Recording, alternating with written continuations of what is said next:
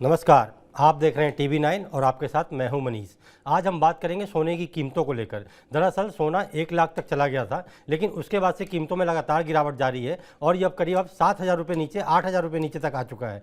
तो आखिर सोने की चाल अब कैसी रहने वाली है, क्या होने वाला है, इन सब पे बात करने के लिए हमारे साथ गेस्ट मौजूद है, जो कि है अजय केडिया जी, जो कि केडिया एज के डायरेक्टर हैं। सर, आपका बहुत बहुत नमस्कार। टीवी 9 पे आपका स्वागत है। जी सर, तो नमस्कार जैसा मनीष कि जी। लास्ट में हमने सोने को लेकर बात की थी लास्ट शो में, उसके बाद से सोना करीब करीब 7,000 8,000 नीचे आ चुका है। तो सर, ऐसे में आपको क्या लग रहा है कि अब सोने के दाम कहाँ जाने वाले हैं या क्या होने वाला है आगे? देखिए मनीष जी, जैसे हमने एक डायलॉग सुना ही है कि हीरा सदा के लिए, बट मुझे जी। लगता है सोना सदा के लिए। आप कभी भी आप देखिए कि सोना ईयर ऑन ईयर तो तेजी आता ही आता है। जी। लेकिन अगर मैं पिछले एक साल की बात करूं तो इस वक्त भी हम सोने पे 21%, जनवरी से लेकर अभी तक 21% और एक साल में 32% का रिटर्न आज भी देख पा रहे हैं। जी। मुझे लगता है 4 साल में सोना लगभग डबल हो चुका है, तो यहाँ से एक प्रॉफिट बुकिंग की गुंजाइश बनती है, जो इससे पहले वाले हमारे शो में भी मैंने आपको बताया भी था। क्योंकि जी। देखिए, जो 4 साल से जो फैक्टर्स थे जो सोने को सपोर्ट कर रहे थे, जैसे जियो पॉलिटिकल टेंशन, तो अब जी। हम देख रहे हैं कि जियो पॉलिटिकल टेंशन में यूएस ईरान ठंडा पड़ता हुआ दिखाई दे रहा है। रशिया यूक्रेन में सीज फायर अभी 3 दिन की हुई है, बट उम्मीद है जी। कि डोनाल्ड ट्रंप कोशिश करेंगे, क्योंकि उनके 100 डेज प्लान में था कि मैं ये जी। सीज फायर करा दूंगा। जी। यूएस और चाइना के बीच में भी ट्रेड टेंशन जो बढ़ा था, वो अब कूल ऑफ हो रहा है। तो आई थिंक जितने फैक्टर्स अब तक सोने को सपोर्ट कर रहे थे, वो अब कहीं ना कहीं फेड आउट हो रहे हैं, मैच्योर हो रहे हैं, जिसकी वजह जी। से ये प्रॉफिट बुकिंग पिछले एक हफ्ते में हमने आती हुई देखी, जो लगभग एमसीएक्स पे 99,400 का भाव छूने के बाद जी। 8,000 रुपए तक का हमने करेक्शन देखा है। जी। मतलब 8,000 तक की गिरावट अभी तक आ चुकी है। तो आने वाले समय में सर क्या लग रहा है कि और दाम घटेंगे सोने के, या फिर अब यहीं गिरावट यहीं रुक जाएगी? देखिए, जैसे मैं अभी बता भी रहा था, जो जो फैक्टर्स जी। सपोर्ट कर रहे थे वो एक के बाद एक सेट डाउन कर रहा है। अभी जैसे आज शाम को नॉन फार्म का डेटा आने वाला है, वो थोड़ा जी। खराब दिखाई दे रहा है, जी। जिसके एवज में आज हमने थोड़ा बाउंस देखा है। अब आपको ये देखना है कि फेड की जो अगली बैठक है उसमें वो एग्रेसिव रेट कट करेगा या पॉज करेगा, क्योंकि इन्फ्लेशन बढ़ने वाले हैं। जी। तो आई थिंक इन पे सब पे डिपेंडेंसी रहेगी, बट हाँ, अभी भी मेरा मानना है कि गोल्ड में अभी भी गुंजाइश है कि $3,000 का लेवल पे जाके रुके, जो डोमेस्टिक मार्केट में करीबन 90,000 से 91,000 का रहता है। तो अभी भी थोड़ी बहुत गिरावट बाकी है। जी। मतलब अभी और गिरावट देखी जा सकती है। सर, एक खबर पढ़ी थी, रिपोर्ट आ रही थी कि चीन लगातार सोना खरीद रहा है, बहुत ज़्यादा सोना खरीद रहा है। वहीं भारतीय रिजर्व भी, भारत मतलब सोने का 7वां सबसे बड़ा भंडार कहा जाता है। तो ये जो सोने की खरीद हो रही है देशों की तरफ से, तो इसके पीछे आप क्या वजह मान रहे हैं? मतलब सोने में दम है या इसको कोई पॉलिटिकल चीज़ें हैं या क्या है? जो लगातार जो खरीद बढ़ रही है देशों की, खास करके चाइना की। जी सर। देखिए, पिछले 10-12 सालों में हम देखें तो यूएस अब तक हम देखते हैं कि डोमिनेटिंग कंट्री रहा है पूरे विश्व में। जी। धीरे धीरे यूएस की जो पॉलिसी है, ये कहीं ना कहीं सबको समझ में आती है कि ये हम बोल सकते हैं एक जुड़ने वाली पॉलिसी नहीं है। तो जी। सबसे पहले रशिया ने क्या किया, जब लड़ाई हुई, तो रशिया ने अपने यूएस ट्रेजरी जो बॉन्ड्स होते हैं उनको बिकवाली करके सोने में कन्वर्ट करके लिया।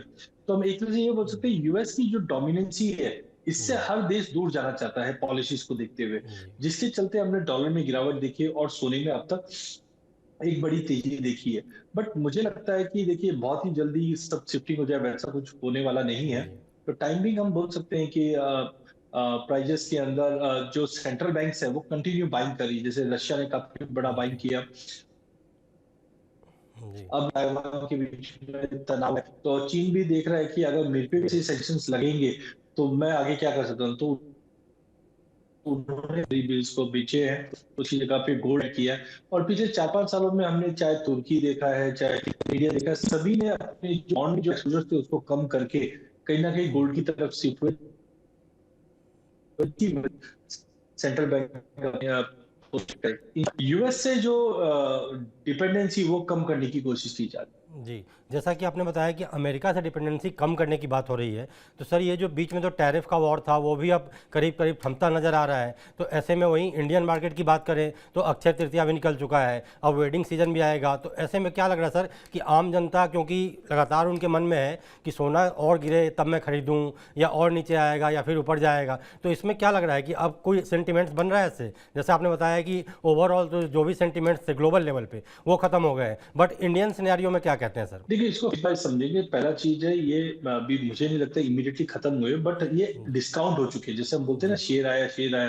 तो जी। अब तक जो हमने फैक्टर्स देखिए आप ये देखिए जीरो था, लेकिन अब अगर ये 10% अभी 3 महीने के लिए जैसे पॉज किया और दस जी, परसेंट लगाए, तो जी, अल्टीमेटली देखिए बढ़ा है टैरिफ। तो जी, मुझे लगता है उसकी वजह से इन्फ्लेशन रहेगा। वहीं दूसरी ओर अगर हम बात करें, तो बिल्कुल मुझे लगता है कि जब बाइंग करनी है, तो एक 40% का रिटर्न देखने के बाद मुझे नहीं लगता कि बेटर रिटर्न दे पाएगा। इसी की वजह से हमने अक्षय तृतीया में देखा कि लोगों ने रिचुअल्स के लिए सोना लिया है, जी, कोई ऐसा बढ़ चढ़ के नहीं लिया। और सब देखिए आम आदमी इंडिया है, वो प्राइस सेंसिटिव हम बोल सकते हैं ऑडियंस होती है। तो यहाँ जी, पे मुझे लगता है कि जो लोगों को 200 ग्राम या 100 ग्राम लेता था वो 50% पे है। तो आई थिंक जी, थोड़ा बहुत बाइंग जरूरी है सेंटिमेंटल, बट ओवरऑल मुझे लगता है थोड़ा वेट करना चाहिए, प्राइजेस में और गिरावट बढ़ सकती है।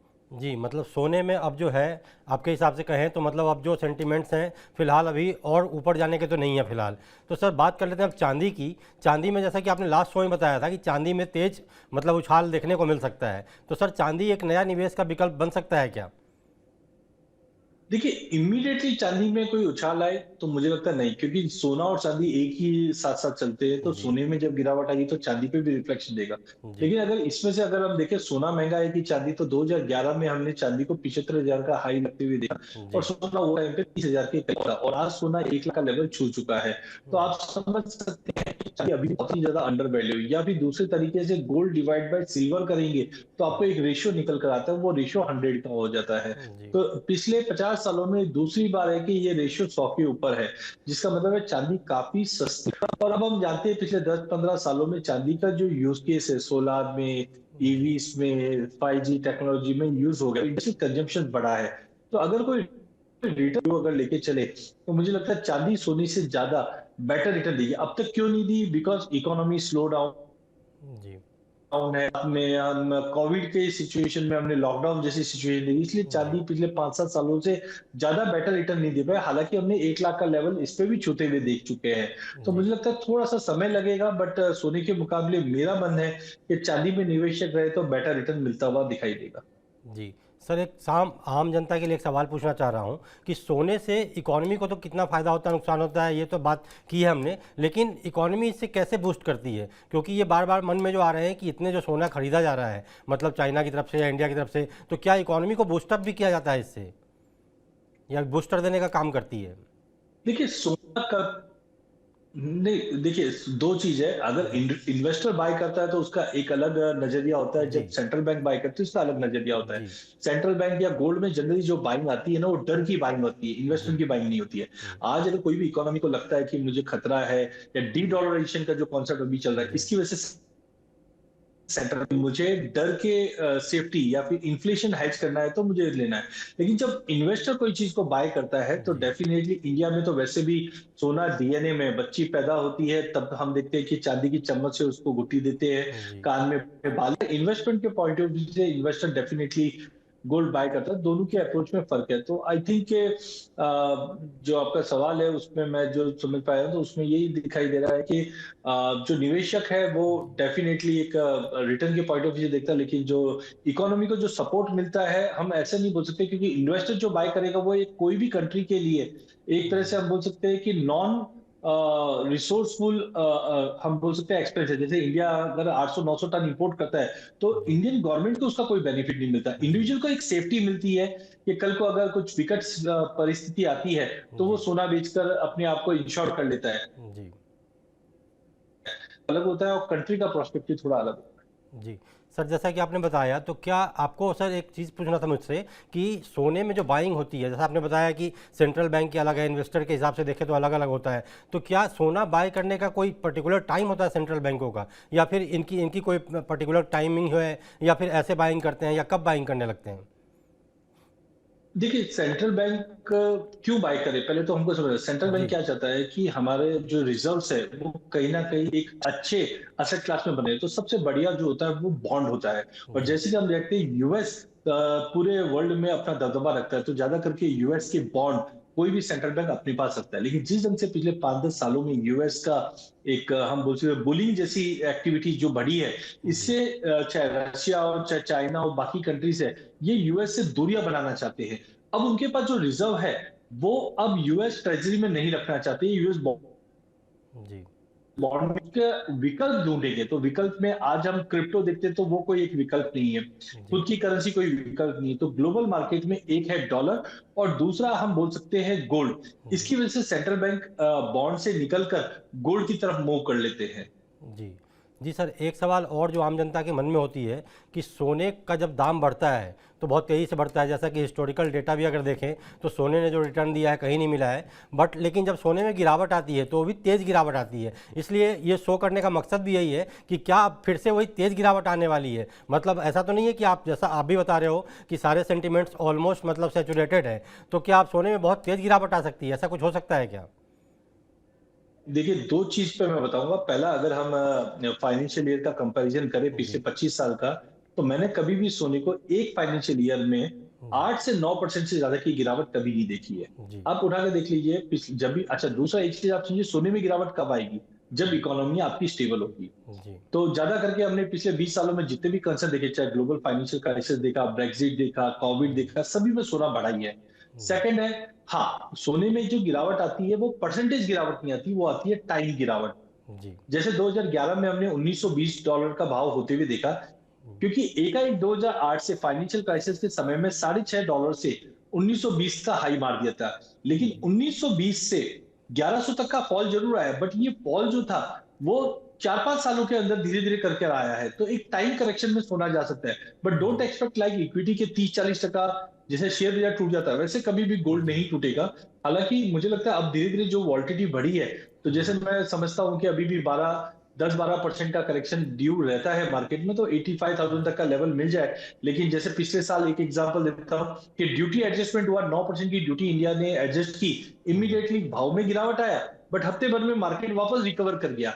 तो कहीं ना जी, कहीं सोने का एक चार्म जरूर रहता है, जब भी ऐसी बड़ी गिरावट आती है तो बाइंग वापस लौट जाती है। बट हाँ, सोने में एक टाइम करेक्शन आ सकता है, मतलब एक बार एक बड़ी रैली आ जाए मनी जी, उसके बाद 3-4 साल मार्केट एक सीमित दायरे में रहेगा, बट जी। इन्फ्लेशन को बीट करता हुआ रहेगा हमेशा। जी सर, अभी कोई अगर आप नंबर बता पाएँ पर्टिकुलर, मतलब उस रेंज या रेंज बता पाएँ कि किस रेंज में सोना रह सकता है अगले 5-6 महीने के अंदर? देखिए मनीष जी, जैसे मेरा एक्सपेक्टेशन था कि सोना 1 लाख का लेवल क्रॉस नहीं करेगा। मैं जी, एमसीएक्स की बात कर रहा हूँ, फिजिकल जी। मार्केट में 1 लाख के ऊपर गया था लेकिन वो सस्टेन भी नहीं कर पा जीएसटी रहा है। मिला के गया था। तो जी, बिल्कुल, तो जी, एमसीएक्स पे 99,380 का हाई मारा जी, था और आज हम देख रहे हैं कि प्राइजेस 93, 300, 400 के करीब पहुंच चुका है। जी, तो मेरा मानना है कि 40% का जिस ढंग से रिटर्न बना है, अब यहाँ से मुझे रिटर्न मिलना बहुत डिफिकल्ट लगता है। तो एक जी, इन्वेस्टर जो देख रहा है ना, वो अब इसमें नहीं आ सकता। तो जी, मेरा मानना है कि नीचे में अगर मैं देखूं कंजर्वेटिवली भी, तो 85,000 तक का लेवल जी, हो सकती है। 85,000 का अगले 6 महीने में एक बार भाव दिखना चाहिए, बट कॉशियस रहिए, बिकॉज आज भी रशिया जी, यूक्रेन के ट्रेड टॉक्स चालू है। अगर फेल हो जाए तो वापस ही आ जाए।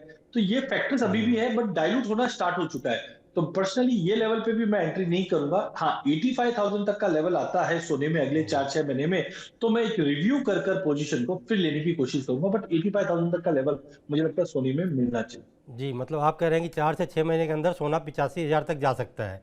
मतलब ये 56,000 की जो रिपोर्ट घूम रही है वैसा तो नहीं हो सकता है, लेकिन 85,000 तक जा सकता है और 85,000 आए तब आपको बाइंग करनी चाहिए सोने में। कुछ ऐसा ही आप कह रहे हैं सर? बिल्कुल, देखिए 85 आएगा, उसका रिव्यू कीजिए। देखिए, जी, आज ये बहुत चीजें चेंज होती, जब आज हम देखते हैं कि लड़ाई चल रही है, सेंट्रल बैंक के डिसीजंस चल जी, रहे हैं, काफी एक्टिविटी एक साथ चल रही है। जी, तो मुझे लगता है 85 तक आता है, वहां पे रिव्यू कीजिए। जैसे मैंने बताया, 80 का भी स्पाइक दे सकता है, जी, लेकिन डोंट एक्सपेक्ट जो बातें हो रही है ना, 50,000 आ जाएगा, ये सब कुछ जी, भी नहीं जी, आने वाला।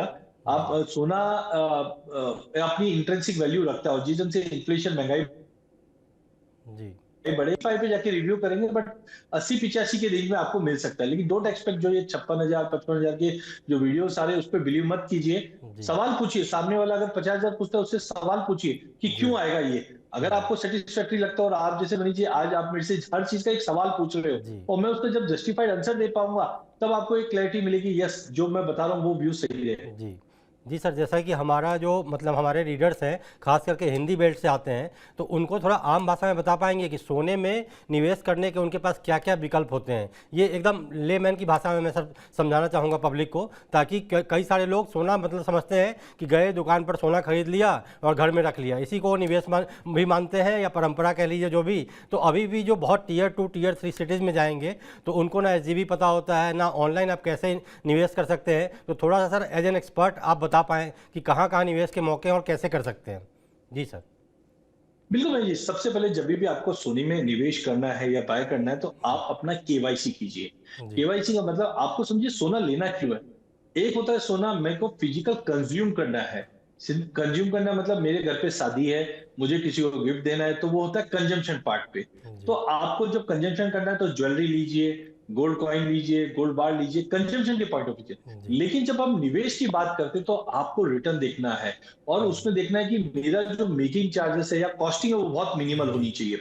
उसके लिए गवर्नमेंट ने डिजिटल माध्यम से आए हैं। हम 2014 से पहले देख रहे थे कि 800-900 टन का सोने का इंपोर्ट होता था, बट जी, गवर्नमेंट ने इस चीज को समझा और समझकर गोल्ड कंजम्पशन के लिए अलग किया, गोल्ड इन्वेस्टमेंट के लिए अलग किया। तो इन्वेस्टमेंट में जब आते हैं तो आपके पास ईटीएफ अवेलेबल है, जो म्यूचुअल फंड में जैसे हम जी, शेयर म्यूचुअल फंड में हम लोग कोई म्यूचुअल फंड में निवेश करते हैं, वैसे ईटीएफ में आप निवेश कर सकते हो। डिजिटल गोल्ड आ गया, एसजीबी आ गया जी, और इवन एमसीएक्स फ्यूचर्स के अंदर भी आप जी, 1 ग्राम, 3 ग्राम, 8 ग्राम, 10 ग्राम ऐसे डिलीवरी ले सकते हो एक्सचेंज से। जी, लेकिन वो निवेश के पॉइंट ऑफ व्यू, क्योंकि जब निवेश करते हो तो आपकी कॉस्टिंग कम होनी चाहिए, इजीली आप एंटर कर पाओ, इजीली आप एग्जिट कर पाओ, मिनिमल जी। कॉस्ट पे कर पाओ। तो जो मैंने ईटीएफ, म्यूचुअल फंड, एसजीबी या डिजिटल गोल्ड या फिर एमसीएक्स पे जो फ्यूचर्स है, जो डिलीवरेबल है, इन सब जी की जो बात की वो निवेश के लिए अच्छे हैं। जी सर, जैसा कि आपने कई सारे ऑप्शन बताए, वहीं सर अब जो गोल्ड में निवेश होता है जैसे एमसीएक्स आप बता रहे हो या कोई ट्रेडिंग प्लेटफॉर्म के जरिए आप करते हो, तो शायद इसकी टाइमिंग भी 11:30 बजे रात तक कर दी गई है कि 11:30 बजे रात तक आप ट्रेडिंग कर सकते हो। तो मतलब आपको इक्विटी मार्केट में जैसे 3:30 बजे तक होता है, तो इसका फ़ायदा मतलब कितना मिल सकता है सर, कैसे? और कमोडिटी दोनों जी, हैंड इन हैंड चलते हैं। जी, आज आप ये देखिए इक्विटी में करेक्शन का जी, सपोर्ट, कोई लड़ाई हो जाएगी, जियो पॉलिटिकल टेंशन आ जाएगा जी, और ऐसे समय में सोना चलता है। तो एक हेजिंग के लिए भी काफी इन्वेस्टर्स या ट्रेडर्स एमसीएक्स या फिर हम बोल सकते हैं गोल्ड को ट्रैक करते हैं। खुदा ना खास्ता सपोज करिए कि शाम को 7-8 बजे कुछ ऐसी न्यूज आए कि मार्केट अभी क्रैश कर सकता है कोई भी कारण से, जी, इक्विटी तो 3:30 बजे बंद हो गई। तो जी, ऐसे समय में एक्सचेंज ओपन है जहां पे गोल्ड में जो बड़े ट्रेडर्स होते हैं जी, या स्मार्ट ट्रेडर्स होते हैं वो क्या करते हैं, गोल्ड बाय कर लेते हैं। तो जी, जब भी इक्विटी में फॉल आता है, अच्छा एक पोर्टफोलियो और बताना चाहूंगा लास्ट में मनीष जी, कि जी, अगर देखिए गोल्ड आपके पोर्टफोलियो को सेफ्टी देता है। जी, तो अगर आपने एक समझो 1 लाख रुपए निवेश कर रखा है तो मेरी सलाह है 20% आप पैसा सोने में लगाइए। जी, होगा क्या, जब भी इक्विटी में कोई बड़ा करेक्शन आएगा तो सोना बढ़ेगा और वो आपके पोर्टफोलियो को अल्फा जनरेट करेगा। इसी के चलते जी, आज म्यूचुअल फंड में देखिए मल्टी एसेट फंड्स की काफी चलन चालू हो चुकी है। तो लोग जी। इक्विटी में डालते हैं पैसा, साथ में 20% गोल्ड में भी डालते हैं जो आपको बेटर रिटर्न दे सकता है। जी, मतलब कहने का मतलब पोर्टफोलियो को आप डाइवर्सिफ़ाई कीजिए और उसमें 20% गोल्ड को ज़रूर रखिए, आपका ये कहना है।